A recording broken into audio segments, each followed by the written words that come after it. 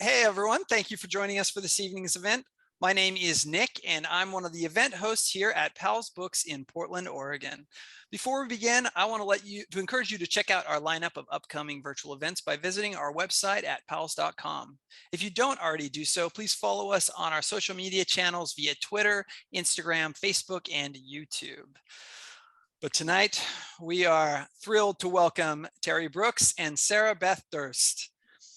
Terry Brooks has thrilled readers for decades with his power of imagination and storytelling. He is the author of more than 30 books, most of which have been New York Times bestsellers. His latest work, Child of Light, is the electrifying first novel of an all-new fantasy series about a human girl struggling to find her place in a magical world she's never known. At 19, Auris Afton Grieg has led an unusual life. Since the age of 15, she's been trapped in a sinister prison. Why? She doesn't know. She has no memories of her past beyond the vaguest impressions. All she knows is that she is about to age out of the children's prison, and rumors say that the adult version is far, far worse.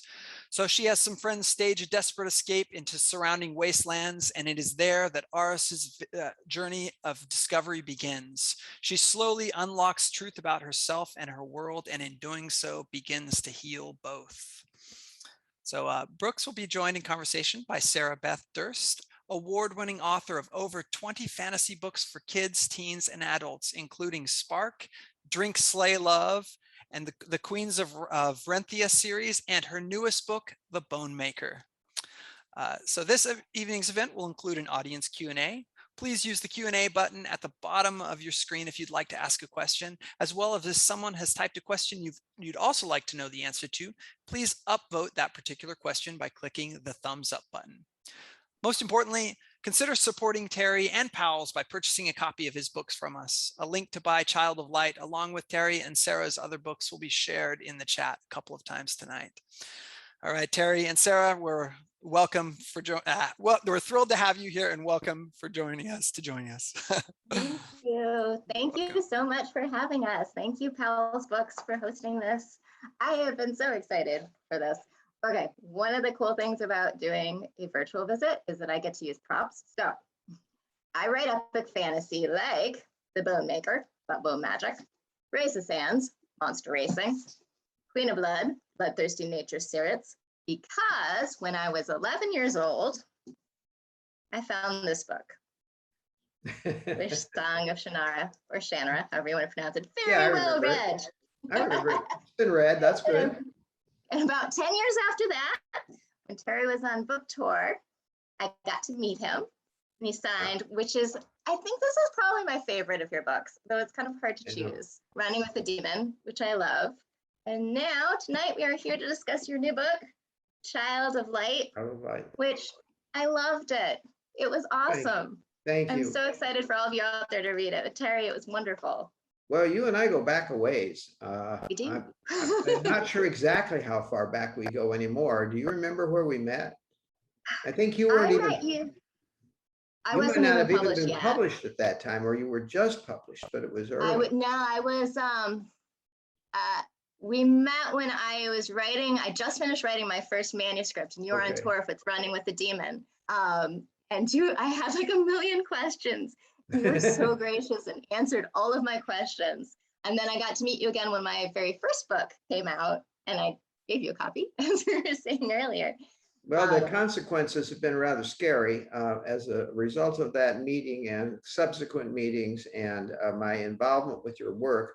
I now have Sarah Beth Durst books all over the house and various places. I have the young adults in one section, of course, and I have the adult versions in other sections. All of them read, to me, like really good stories. And that's all I ever pay attention to with books these days anyway. I don't care how they're listed. But I do remember being with you in odd places at conventions where we would go out and get a drink or a bite to eat or whatever. And sometimes there would be people involved in the publishing business there, and sometimes it would be you and I and maybe Judine. But it was always fun to see you because you're always in good humor, which is not me, but that's okay. And it always brightened up my day because you were always in such good mood. And it looks like you still are. You still are. And I am delighted to be talking with you. Last time I saw you was end of February 2020, so I wasn't sure I would get to see you again this soon. So I know. So how many books have you written since COVID? a few. I knew you were going to say that. I knew you were going to say that. When you were asked that question earlier, and I was thinking about how I was going to say, well, I've written 2 books entirely in that time period, one of which is Child of Light, and the other is the sequel, which comes out next year. So what do you think of that? But now I'm humbled because I knew you were going to have written 3 or 4 for crying out loud, and I'll never be able to keep up with you. And now you're going to pass me up before too much longer because my years dwindle down to a precious few, and I can't write enough books in that time period to stay ahead of you any longer. You're going to love that you're coming out with new stuff, though. Child of Light. Oh. There is so much new that you did in this book. And I really, I mean, one of the things I've admired about you from the beginning is you get better and better. I mean, your first book out hit the New York Times list, and you could have been like, all right, I'm done. I will just keep writing. Yeah.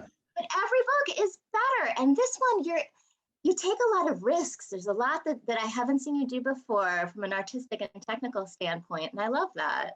Well, it's always nice to hear that. And I will say I set out to make it a good book, although I didn't have any real particular expectations in the beginning, except that because I'd done 30 of those Shannara books and the last one published right before anything else began, I had to accept that whatever was going to come next was going to have to be fairly special. Or, it would be like, oh, well, now he's just coasting. He doesn't need to do anything anymore. So or worse yet, he's so old now, too bad for him. But I'm happy with the way this turned out. I've told everybody pretty much the same, that I did not have this book in mind as my next book. I actually had something else that I'd written 3/4 of, but I wasn't happy with it. And then just one day I sat down and said, you have to do something really, really striking, something that people are going to jump on when they see it and will not be able to let go. And I thought about that, and then I thought, well, okay, so I'm going to write. Hang on. I'm going to write Child of Light, but I don't know what it's going to be. So I thought, all right, what this book needs is a first sentence that will keep people from being able to walk away from it. So this is the first sentence. We break out at midnight, just as we agreed. Second sentence, like ghosts risen from our graves to reclaim the lives that were stolen from us, we flee. And I thought, that'll get them. So I just did. I wrote it in 4 months. I couldn't stop writing it. It was so, it's the way, I'll tell you what, it's the way that Running with the Demon was for me. Very much the same, because that book also just sort of said, this is next, now this is over here. And I didn't have to think about it too much. I just knew what the story was going to be. And I felt that way about this one too. So that's always a good indicator.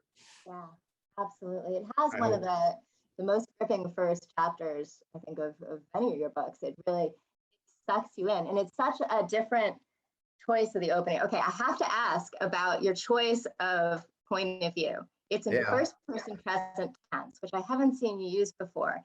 And it fits it so perfectly. What drew you to that? Well, viewpoint? I was somewhat under the influence of can't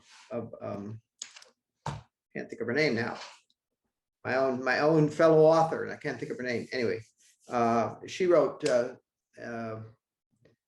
see, this is where I am right now with my life. It's not Deadly Education. She wrote Deadly Education. Naomi Novik. And I admire her work a lot. And I read that book and I thought, wow, this is a book that really grabs you. So I want that kind of book. And I don't want a long, slow buildup like in the Shannara books, because that takes time and effort and you have to go along. It's one thing if you've got 30 books to back you up. It's something else when you're starting fresh. And the other thing was that it seemed to me that I needed to change things around sufficiently from the Shannara series that people weren't going to say, well, it's kind of like it, but not really, and that's not very good, blah, blah, blah. So I just gave it I thought, you know, this is all about Auris. This is her story and her history and her secrets, and everything is about her. I'm going to write it in first person. I'm going to tell it from her point of view, and she's going to be the one feeling everything, which makes sense anyway. And so I thought, well, I've done some of this before to mixed results, shall we say. So I just sat down and started working it that way right from the beginning, and it seemed to take right off. So I just stuck with it. But you liked it. I liked it. I thought it felt that first person present tense to me feels a very disconcerting kind of tone, and it fit the situation that she was in. Right. At the beginning, it's got this very like claustrophobic energy that powers through. And I thought that fit it perfectly. I really loved that. The whole thing has this energy that drives through it, and I think it is powered by the way you chose to tell the story. The world building in it too, it works very well because she begins with a kind of amnesia, and that's not spoilery to tell you guys that because that's the very beginning. It is a kind of amnesia. Yeah, so the reader is discovering the world as she's discovering the world, right? Which makes it a very different feel from the Shannara books, where you can feel the breadth of the history and the size. I mean, they start with a map. It's a different thing. It starts very narrow, and then you're exploring, and the world opens up as she opens up, and I liked that. It feels a lot more personal, don't you think? Yeah, it felt a lot more personal because you're seeing it all through her eyes, and you don't even know where the truth lies. I found myself reading it like, all right, who is lying now? Okay, so now you've tapped into the other facet of the story that I wanted to focus on. I am fascinated by families, and I'm fascinated by families where they don't tell each other the truth. They make stuff up, they manipulate, and this happens all the time. And we know people like this, and we know we've seen it all our lives. We've seen it. I thought, I want to write something that is all about lies and about what they can do and how they can manipulate your life and how they can screw everything up. And as a result, I'm going to make sure that at least several of the major characters in this book do not understand the truth, or do not care to understand the truth, or do not care to tell it in any case.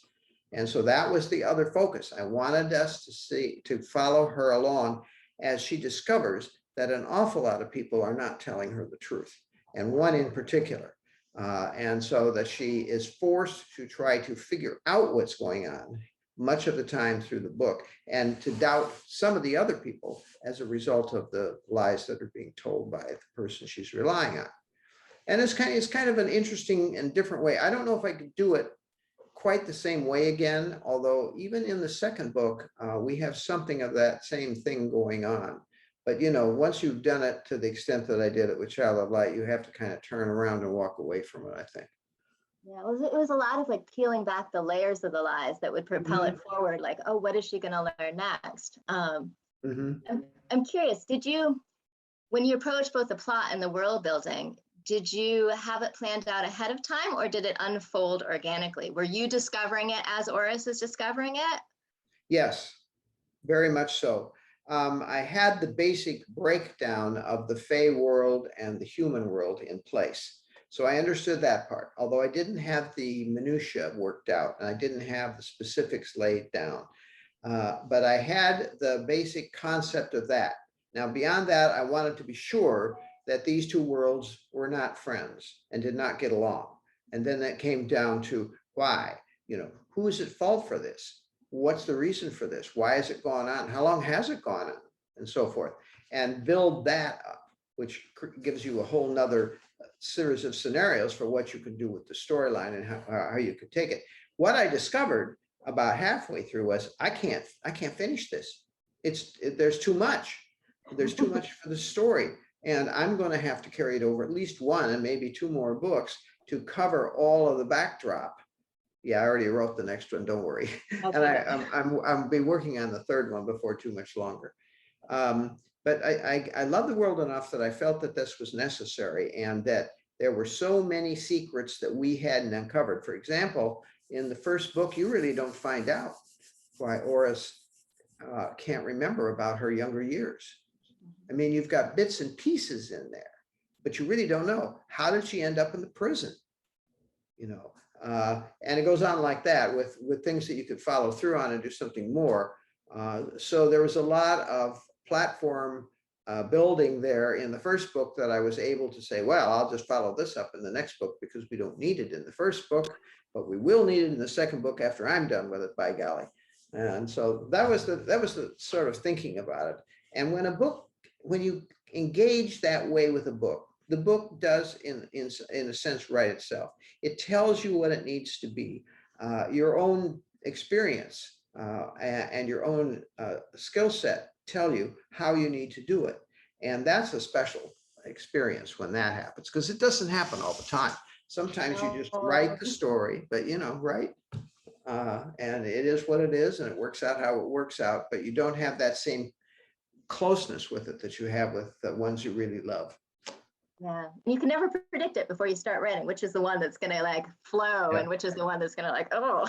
You can, and really, even when you're writing it, I don't think you can do it. You can feel that it's moving well, and you can feel that it's moving in a way you want it to.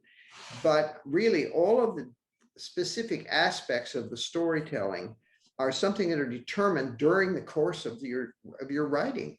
You don't just, like you say, you don't just sit down and say, well, I think I'll write a real bestseller here today. Well, I do say that, but I just say it because I should say it, just to see if anything's going to happen. But you don't know until you engage with it, and then it begins to unveil itself. Yeah, I love that. I love the moments where you find the points of joy in a book, the next awesome thing. So. Yeah, and we love to read books that surprise us. We love to read books that amaze us. We're always looking for those special moments in the books that we read. And you can't have everything be a special moment. But if you make those moments specific enough and special enough, they almost carry the whole book by themselves, because you can't stop thinking about those moments that really carried the story to some new level or made you feel something special inside. Yeah. One of the things I know we've talked about before is how much we both love the act of writing. It's not just about like getting that book on the shelf, it's the joy of actually writing. So I wanted to ask you, what was the moment when you first fell in love with writing? Do you remember, or did it just always? Yeah, actually, I do. I was in the 4th grade, and I was doing an assignment, a writing assignment. You would tell a story kind of thing. So I wrote this story about these kids who were in the neighborhood, who were good friends, and they decided to accept the dare to stay in a haunted house. And they went in the haunted house, and they were there, and they found out that the haunted house was not actually haunted by ghosts, but occupied by aliens, who at the end of the story took off in a spaceship. This has never won any prizes, and it never will. But the thing that I remember is the teacher came up to me afterwards and says, this shows real imagination. You should stick with this and try to do some more stories and so forth. That's when I first got bitten by the writing bug and went on to start writing on a regular basis other stories for other time periods. Of course, I'm 10 years old, so I'm not doing anything too intricate or complex, but one thing leads to another in the writing process. So you just start off at point A, and eventually, if you're lucky, you get up to point M or something and get something that's fairly decent. But yeah, that's when it goes back to, I say I was 10 years old that when I wrote that. I was 10 too. And all right, see, it must be something about that age. I think it is about that age, because you've been absorbing all these stories, and all of a sudden they want to burst out of you. My first was a cross between Wizard of Oz and G.I. Joe. There you go. That's a good mix. I like that. Yeah. I always thought the Wizard of Oz had a little G.I. Joe in him. Right, it needed to. Yeah. I don't know. You can I can trace the things that marked my career. I can trace that 10-year-old writing. I was 13 years old when I wrote a book for a local periodical. Not a book. I wrote a story for a local periodical about on the life of Lincoln, which, if you were in Illinois, everybody had to write these things at some point. So I wrote this story, and it got published. And I thought, hey, I'm published. I'm 13. This is cool. And it only took another 20 years. But but those kinds of things really do stay with you, and that you can mark them out, I think, in your life as to the things that, oh, this really impressed me in this way, or I really had this happen. The bad things do this too, unfortunately. Yeah, yeah. Was there ever a time when you fell out of love with writing, or had trouble making the story come? Nope. Well, the trouble making the story come is part of life. Yeah, If you're a writer. So that's a yeah, process. definitely had lots of those. I don't think I ever fell out of love with story writing. I've had some books that were difficult to make work the way I wanted to, and maybe even disappointed me to an extent because they never quite made it to where I wanted them to be. But as far as I've always preferred writing to just about anything. My friends consider me to be a fairly boring person because, you know, hey, let's go play basketball. No, I got to write. Oh, okay. So I think that I think that it consumes your life. It's an addictive type of event, but in a good way, not a bad way. And it just like reading, you know, I suppose I'd rather read a book too than do anything else. So that, you know, it follows through for me pretty easily. And I spent the whole pandemic living just about exactly the way I was living before the pandemic, except that I was allowed to go out now and again to the post office or the bookstore.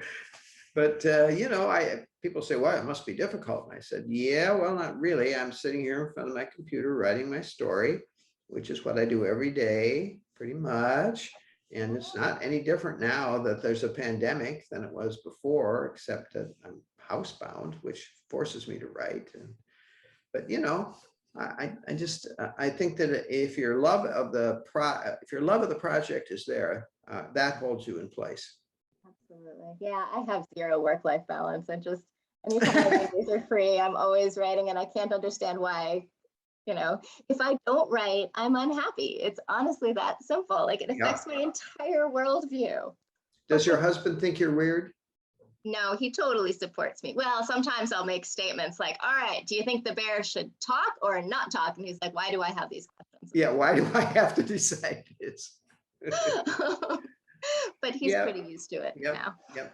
I think some of my children and significant others and what have you think I'm fairly strange for all my interest in this, because some of them are gamers and they think gaming is everything, and I don't think gaming is anything. So there you have it. And some of them have outdoor events that they like. They ride bikes, motorcycles, things like that.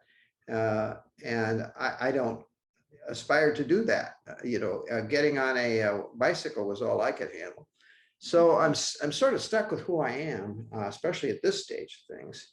And I just have to kind of say, well, whatever trips your trigger in this world is what you need to embrace. And that's where we should all go. Absolutely. Absolutely. The things that give you joy. Yes. Yeah. Yeah. Are you working on a new book? Always. Yeah. I knew you'd say that. I knew. Always. Yeah. I start the new one like the same afternoon I finish the prior one, because otherwise I don't know. I just feel I'm right back I'm into not. I'm working on my next kids book comes out in June, called The Shelterlings. It's about animals, many talking animals in the shelter for rejected familiars. Yes, indeed. All right, a little Wind in the Willows kind of story.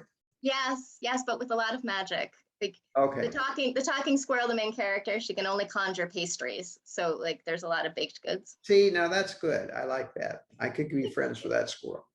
Yeah, she's a good squirrel.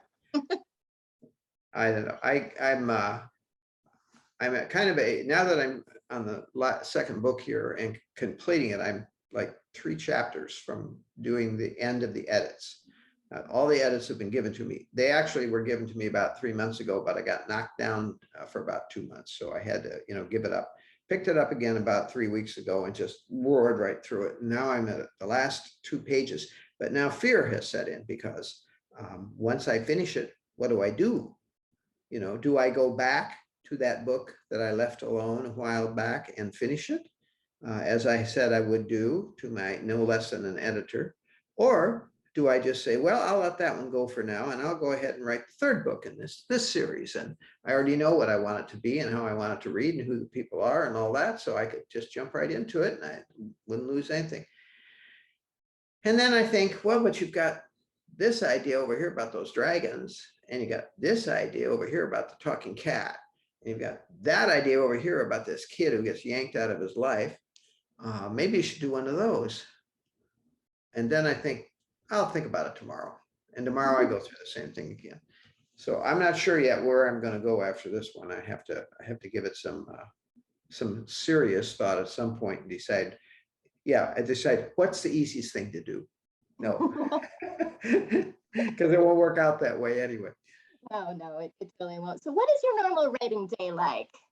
Do you have a schedule, or do you just like write whenever, which is pretty much what I do? No, before I went down, I was up at 5. And I would write from 5 to 9, and then I would pick up on some more after that for a little while, and then that would probably be it. Or around midday, I'd give it up and I'd go do other stuff and get involved with whatever. However, when I got knocked down, I discovered that, number one, I couldn't get up until at least 7 to 8 o'clock in the morning because my sleep ticker would not go off, and I wasn't waking up at 5 anymore. And also, I'm living on the Pacific Northwest, where it is pitch black at 8 o'clock in the morning right now. So there's no point getting out of bed when it's pitch black. I can't see the point in that. So I've had to adjust my whole schedule around that and try to regain some of my momentum that I lost, because you do lose it, especially if I'm one of those people who, if you're down for up to a week to 2 weeks, I start having trouble getting back in. Takes me a while to get the feel of it again. And if you're down 2 months, you just lose everything. My fingers wouldn't obey what I was telling them to do on the keyboard, which really made me unhappy in ways I don't want to describe because it's going to require bad language. So I will just tell you, I had to find my way back from that, which I did recently in the last 2 weeks, and then that picked everything back up again. But an average day now is more like a real person. I will write, but usually 7, 8 in the morning. Time out for breakfast. Oh, time out for something else. Then I'll start writing again later in the morning, and I'll go there. And then, it's like it's got this pace going on here that's based on the fact that I live with my wife and nobody else. So we're the only 2 people that impact each other, and we have projects, both of us, and we have our things that we like to do. And so all this has to work in, and after a while you fall into a sort of a routine where everything happens. The trick in all this for me is, are you actually going to get something written, or are you just going to fiddle around all day? And are you going to get your book done on time like everybody expects you to do because you've established a reputation, now live up to it? It's that kind of thing. And so you do the best you can with it, but it isn't and then there's those times that you can't write. I know I shouldn't say that word, can't write words, but sometimes you can't write because it's not working. And you just have to turn around and walk away and say, well, screw this. I'm going to go off and find something else to do for a while and get my head back together, and then I'll go back to work. And we don't plan for these things, but they happen anyway. You do. Yeah, my husband always threatens that he's just going to record his pep talks because apparently I do it every book. I call it the doomed stage, because you hit one point and you're just like, I'm doomed, can't proceed. Yeah, and then like doomed. Go for a walk and you're like, oh wait, no. Yeah, that's the problem. People don't understand this about being a writer, but being a writer isn't a matter of sitting down and putting your thoughts down, because sometimes there are no thoughts, or sometimes all the thoughts suck big time. So, you have to accept this as part of your life. And sometimes you just say, I think I'd rather go read a book or do something. So it isn't a simple case. And in many cases, the thoughts come to you as a result in all these weird moments. Yeah. So I get my best thoughts. This is not meant to be salacious, but I get my best thoughts when I'm showering. Showers are the best for it. They are. And when I'm driving a car on a long trip. I get all my good ideas, then the rest of the time I seem to be brain dead. So I try to overcome that, but it's a struggle sometimes. Yeah. Yeah, I lie to myself sometimes. I'll open up a Word document and be like, this is not going in the book. I'm just going to throw some words together and we're just going to play. We're going to like audition this character. It's not part of the book. And then I can actually write the scene. Yeah. Well, it is actually pretty good after all. I guess I'll put it. I think it's capricious in many ways, and creativity is very capricious, and you can't really manipulate it in the way that people might think you can. It just happens when it happens. And I'm used to being in, I don't know, maybe at a cocktail party or a gathering of family, and suddenly having one of these ideas. So I have to leap up, say, excuse me, I just have to leave for a moment and run off of the room and go in and write something down so I don't forget it for later on. Yep. And then come back and pretend nothing has happened as they're all staring.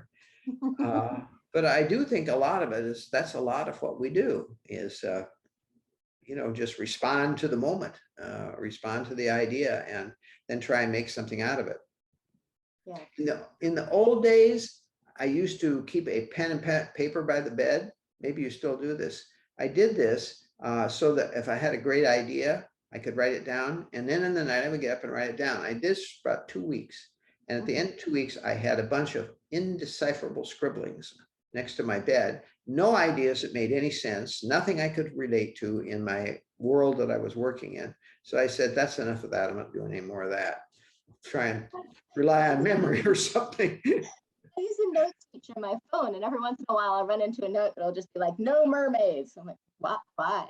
No mermaids. Yeah. Okay. How often do we say that? Yeah, no mermaids today. Well, that's what makes it exciting, though, is because I think it's the anticipation of doing something wonderful and the expectation that it won't be easy, and an acknowledgement that sometimes you can't even get it to work for a while. You just have to fluster your way through it. Yes. And that's true. Oh, I wanted to ask you about that reminds me of themes, because I've definitely written books where I've gotten to the end of the first draft and be like, oh, that was a theme. Did you decide on your themes? There's a lot about family and lies and coping with trauma that happened in this book. Did you decide that before you began, or did it grow as you were writing it?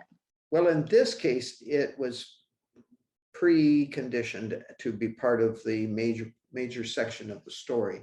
I wanted that. I wanted an adult and a young adult to have a prickly relationship, and I wanted it to not be. I wanted it to be as bad as it could be in the beginning, and then slowly break down, and then get bad again.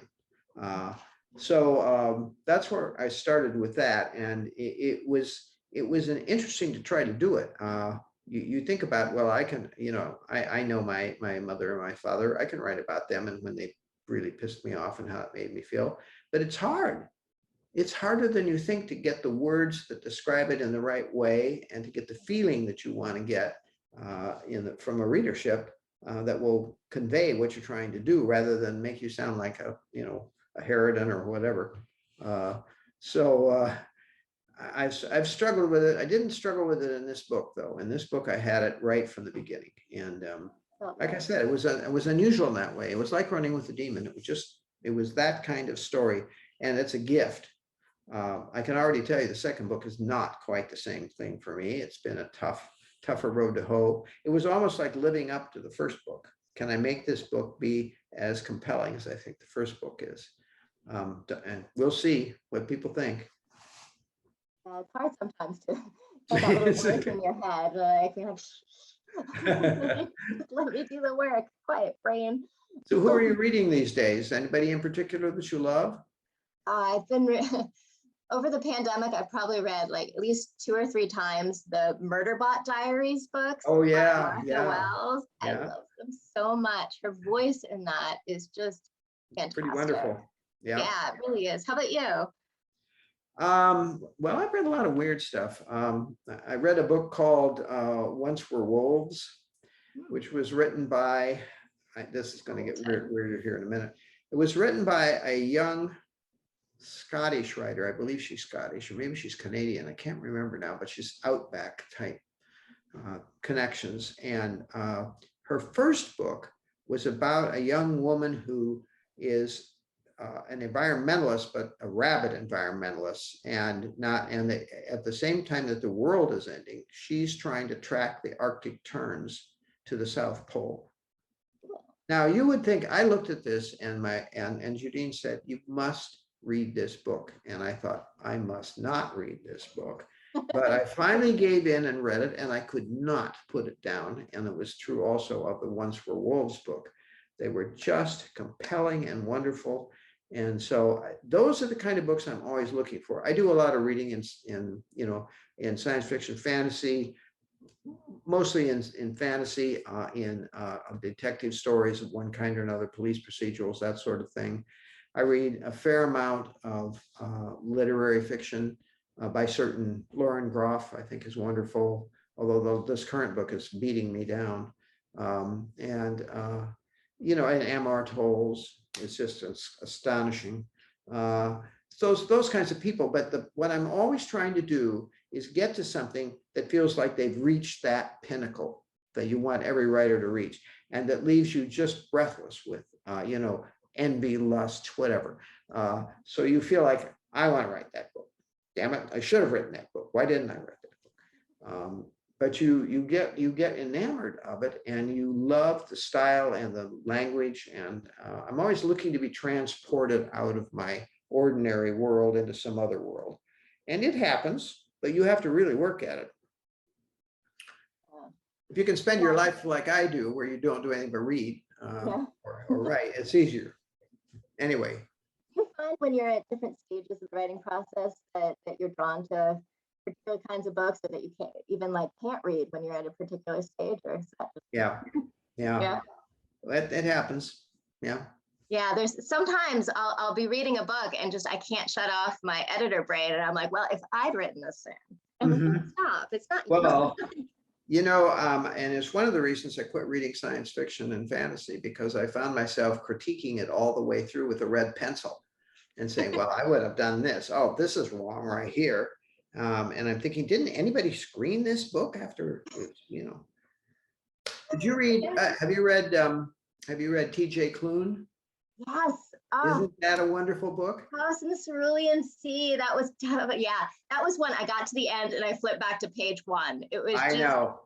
Every sentence was delightful and charming. Charming is the word. It was so charming. Charming is the word. In fact, his latest book even had that word in the review. This is an incredibly charming book. And I thought, that's true. That's what he does. And he does it so much better than almost anybody else I could think of. That I was astonished when I first read Cerulean Sea. But those kinds of books, those are the ones that we're always looking to find, because they do transport us and they do move us to a different place and make us think about things. Who would think about, well, he did, but who else would think about an orphanage in which everything in it is not even human? Yeah. They're creatures. So many details, these wonderful details. And when you finish reading a book like that, it makes the world itself feel more magical. Yes, it does. It does. You carry that over with you, don't you? Yeah. That's what we need more of. Then this will be a better world. People will stop thinking about politics and how to beat each other over the head and concentrate on the wonders that are out there. I always think of a part of our job as writers is to there's a base pool of awesome in the world, and our job is to increase the level that exists. There's nothing wrong with aspiring to that. I think that's actually as good an aspiration as you can have as a writer. Make something that transports, write something better, keep trying to raise the level of your creativity. And it's not something you can do all the time, but you can do it every now and then. You can do it. Yeah, absolutely. It's worth striving for, I think. What advice do you wish that somebody had given you in writing as you went on? I could have used a little advice. I grew up with no advice except from school teachers, not to denigrate school teachers, but professionally speaking, no advice at all about writing books and how to do it and how to get published and anything like that. I got none of that at all. I never took a writing course because nothing was offered. You could take a class on essays. That was always exciting. I couldn't wait for that.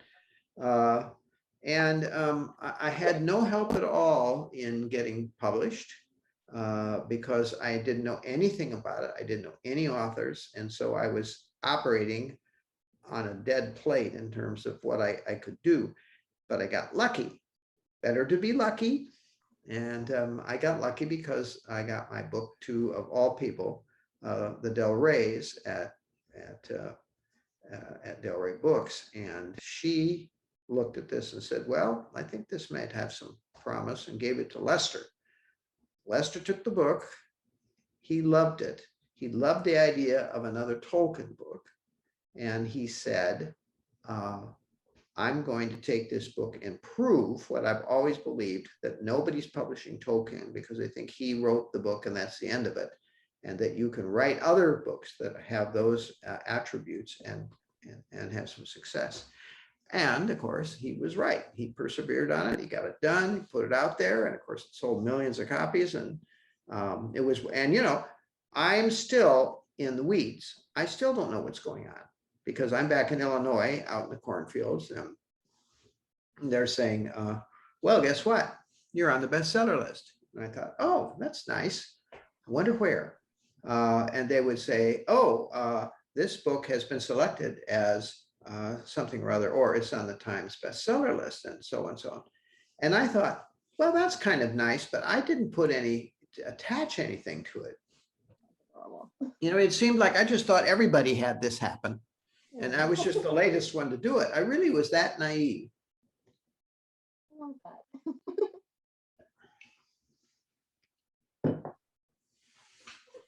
Now I put more into it. What do you mean I'm not on the bestseller list? What are you talking about? I don't know. I was really an infant in those days in terms of my expertise in the writing game. And for the first 3 books, Lester beat the living crap out of me in terms of what he made me do. And he did not, you know, there's going to be no pats on the hand, you know, there's going to be a swift right across the jaw. You do it the way you're supposed to do it. You know what you're supposed to do. I'm going to tell you if you don't. He even at one point in I think it was in the 2nd book, I sent the manuscript in and it came back and there were whole pages with big red X's across them. Oh. And I thought, huh. So I called him up and I said, what's this? And he said, those are instances where you told the weather forecast one too many times. We don't need the weather forecast. Cut to the chase. That kind of thing. You know, but you never forget that. Nope. Yeah, It stays right here. Oh, And to this day, I have a whole thing about weather forecasts and when they become too much and when you know, need to do something about it one way or the other. How about you? Did you ever have any hard, cold lessons? Oh, absolutely. Yeah. I mean, I've had, I had one book that just changed genres during the whole revision process. I thought it was science fiction and it was not. Oh, okay. Well, that's Yeah, exciting. It's a much better book now. Yeah, it's about it's Catalyst. It's the one that's about the little cat that grows bigger, bigger, bigger and starts talking. In my original version, it was an alien, and that didn't work at all. That isn't working. No. The cat's so I kept like the first 3 chapters, and everything else went away. Yeah. Yep. Well, there you go. That's part of our education for being writers, and part of what we have to go through to get things to come together the way they're supposed to. Yeah, So I actually love the revision process because that's like. Oh, I do too. Yeah. I do too. I agree. I think that there's a puzzle piecing together prospect to me that enjoys this idea of fitting all these things together in just the right way. So I like it. I like the challenge of it, right? Yeah, I like it when you can get to that point where you're holding the whole book in your hand and it's like a tapestry and you can tell if you pull the string, all these ones over here. All these other things will happen. Yeah. Well, that's the way you think too, is your thinking requires that you keep everything in line along the way, and it gets bigger as it goes. So it becomes more difficult to do. And I just want to warn you now, as you get older, it does not get easier. It gets worse. And you find that you go back. Now I have people I call up and say, what the heck did I do back here? And then they'll say, oh, well, you did this and so. Oh, okay, well, or what's the name of that character I wrote? It's like. I use the find feature in the manuscripts a lot. Like, did I kill that character off? This one. Yeah, right. Yeah, Aren't they in dead? the third book, in my Renthia book, I had this scene with a whole lot of people, and I could not remember who I still had left alive. So I had to invent all new characters. Well, there you go. That's why you always kill off everybody in the beginning, except for one character. Then it becomes easy. You can remember it. So are we ready to do, are we ready to do questions or not yet? We have one there. Somebody, Vera would like to know what our favorite author event each year is. Well, this one right here. Absolutely. This is I mean, my how can there favorite. be any question? Right. That's simple. You know, author events are starting to become a thing of the past for me because I don't tour anymore. And I don't know that I ever will again, because I'm finding out that doing it this way is a lot easier on my psyche and my energy level. And that when I went out on tour on the road for 2, 3, 4 weeks or whatever, it just drove me into the ground and I had to go back and recuperate. And I don't have that kind of energy anymore. You know, I'm pushing upwards there. And so for now, I would rather concentrate on the writing and do this kind of an event, which is more manageable and doesn't require quite the same intensity as going to an author event might. Right. Yeah, I do love meeting readers, and I love that feeling of putting a book in somebody's hand and knowing that they're the right person for that book. And knowing that they're gonna get to meet these characters and walk in these worlds and create their own version in their head as they read. Because I mean, every reader does when they read the book, it becomes a new world that hopefully goes on to live in their hearts. I think, and you're right, I think the joy that we have comes from giving people something to read that they're going to love. I mean, we seek that actively. That's what we want. We want you to love this book. We want you to love it as much as we do. And sometimes they will, and sometimes they won't, but at least you got it in their hands. Yes. Yeah. I always feel I want to give people an escape.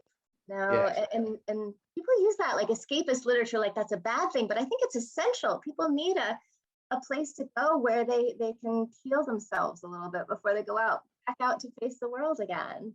Here is a hard fact. Based on almost 50 years of publishing and writing, I have discovered that the men of the world are going down the drain and the women of the world are on the uprise. This is because when you ask a man, when you ask a woman what she's reading, she always has an answer. This book, that book, I just love this character, I just love this story, and other author, whatever. Men say, well, I don't really read books. Then I have to kill them. No, that's not. Then I have to say, well, why don't you read books? And they say, well, that's just not something that interests me. And I say, well, what do you read?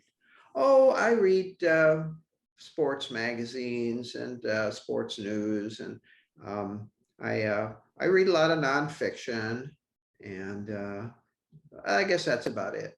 And I want to say, oh, for God's sake, you're missing all the good stuff if you're not reading nonfiction. That's where the reality in this world is in nonfiction. But no, actually, that's not true. The reality of this world is in the fictional field, not in the nonfiction field. Yeah, that's where the truth lies. I think it does. Yeah, let me open up the Q&A. If anybody has questions, please feel free to put them in the Q&A. All right, we've got a question from Theodore. Mr. Brooks, I've always found your books almost lyrical. Have you done that intentionally, or has that style just naturally come out? They found him to be a what? Lyrical. Oh, lyrical. Yeah, that's Lyrical. just my innate. It's my innate writing skill. There's no question about it. I just put them out there, and they just come alive. I don't know. I think we all do the best we can with what we have to work with, and I'm never sure about anything I write until somebody comes up and says that was a really good book, or they say, oh, I hated this book. Then you say, oh God, it was bad or it was good. But I'm never really sure, because it's your opinion. Now, for me, this is what this book is, but for somebody else, something else entirely, right? Yeah, I mean, I can't write a book if I don't fall in love with it. Yeah. I have to love the characters. I have to love the story. I mean, it just takes too long to write a book. You invest so much of yourself. If you're not loving it, why are you doing it? I mean, not that you have to love it every single second, but there must be something in it. Do you still have the same passion for the books you wrote, say back, I don't know, however far, it's 10, 12 years ago, as you do for the ones you're writing now? Yes, but if you asked me to name all the characters, I probably couldn't. You couldn't do it, yeah. Yeah. Well, I think not that living in them in the same I think way. we're certainly more invested in what we're working on at Yeah. any given point than we are with something that's been over and done with. The thing about the Shannara books is I find that now, 30 books later, and millions of characters and so forth, I can't remember a whole hell of a lot of what I did in many of those books. I'm sure it was great, but I can't remember. And people will ask a question about it, and I'll just say, I got to tell you, I don't remember anymore. That I can't keep it straight because after 40, what am I at, 42 books, it's, or 30 books for that matter, and whatever, it becomes difficult. You know, it becomes hard.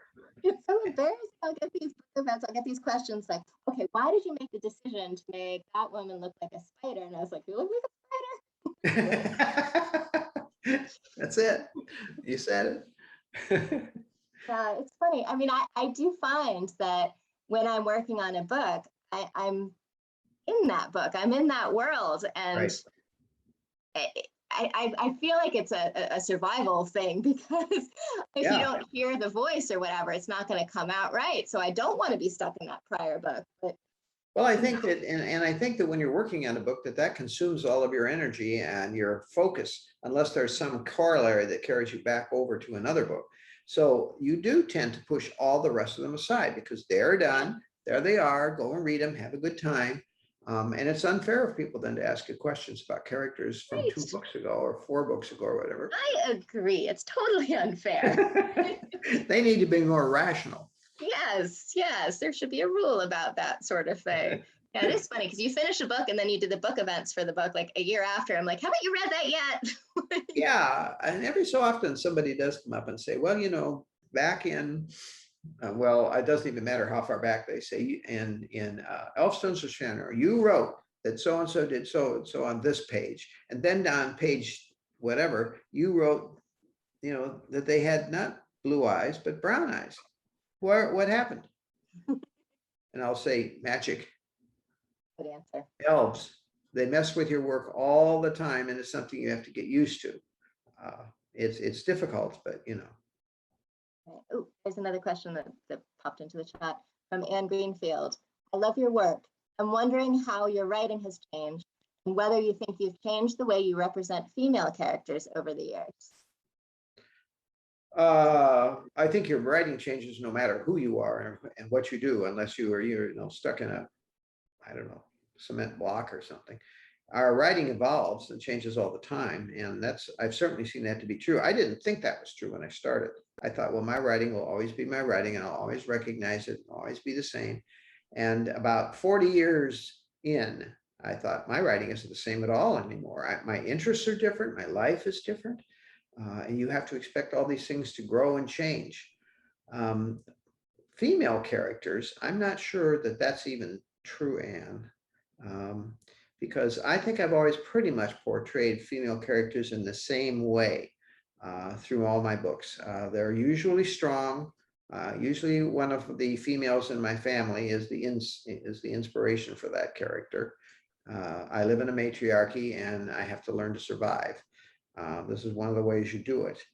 But I like my female characters all the way back to Eritrea and to all of the females that began in the second book, since there were none in the first, have all been those characters who are proactive, self-evolved, able to manage things on their own, or at least to find a way to manage things on their own. And those are the characters that I respect. And those are pretty much the characters I write about in everything. I'm sure there's some examples that aren't that way. But I like my female characters to be strong. Yeah.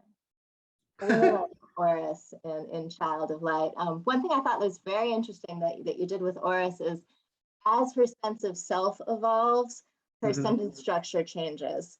She starts off with an almost very modern diction and the short declarative statements. And then by the end, it's almost become more formal as her world has broadened and as her sense of who she is and where she is in her universe Right.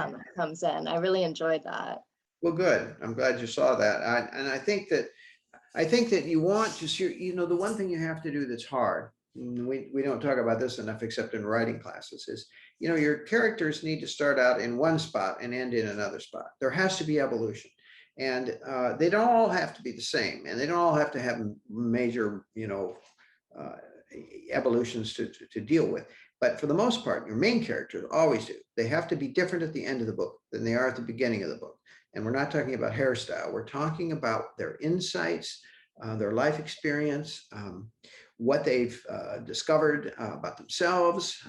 All of those kinds of things need to change from the beginning of the book to the end of the book. And that's another area that we have to work on all the time, is to see that we're moving in some kind of a recognizable direction. And you would know this. Yeah, every character has to go on a journey because every character needs to take the reader on a journey. Otherwise, what's the point? I mean, we're making journeys here, and Terry, you have made so many magnificent journeys for all of us over the years and invited us to come into these worlds. And I'm so excited that you've created a brand new world that everybody is going to get to enter and explore and learn about, and it's exciting. Well, I just got an email today saying they've gone back for another printing, so that's always a good sign. Excellent. That's an I'll take that sign. as a you know, bouquet. Good. Okay. Really good talking with you, Sarah. Wonderful talking with you, as always. I follow your career. I follow your books. I know what you're up to. So just behave yourself.